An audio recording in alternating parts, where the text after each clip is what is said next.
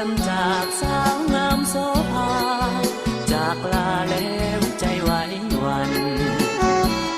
บ่ได้ลาลับคงได้กลับมาอีกจากวันพากลับไปถึงเวียงจันทร์2-3 วันจะจดหมายมาจำจากเมืองหลวงพระบางห่างไกลถึงจากใจนั้นอะไรห่วงใยน้องทุกเวลาบ่ลืมคืนนั้นคืนที่อยู่ร่วมกันสัญญาบ่ลืมคำหวานกันนาที่สัญญาอยู่ฝั่งน้ำคาไหว้วอนพระบางองค์พระศักดิ์สิทธิ์สวยเนรมิต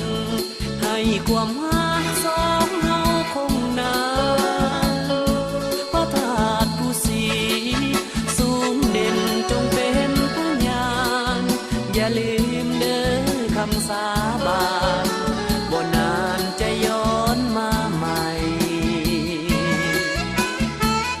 จำจากเมืองหลวงพระบางห่างลาฝากคำสาบานสัญญาจะมาน้องให้ได้จะมาสู่ขอนำแม่พ่อด้วยความจริงใจจงรอความรักจากอ้า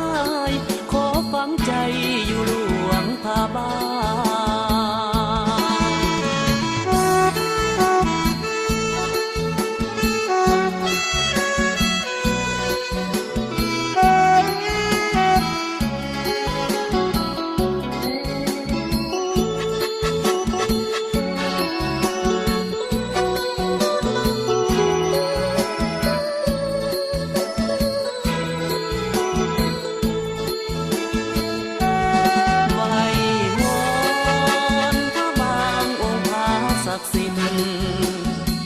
สวยเนรมิต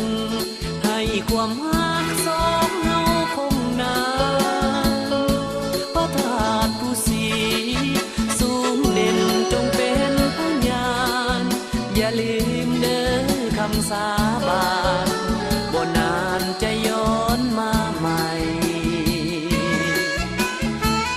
จำจากเมืองหลวงพระบางห่างลาคำสาบานสัญญาจะมาน้องให้ได้จะมาสู่ขอนำแม่พ่อด้วยความจริงใจ